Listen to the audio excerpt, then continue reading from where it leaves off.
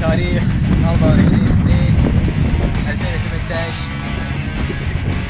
ما شاء الله خضنا تجربة حلوة الصراحة وجدا ممتعة.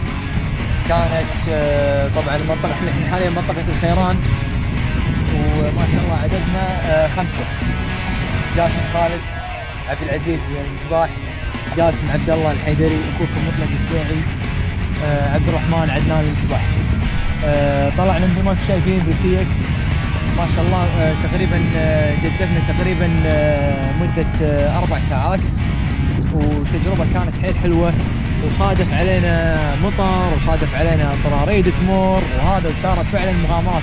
والحلو اللي يعني بالتجربة هذه ان اي شاليه نمر عليه يعني فعلا كانت اجواء فعلا وطنية، في تفاعل، يعني في تفاعل، يصبحون واعلام واللي يشجعنا واللي يصور.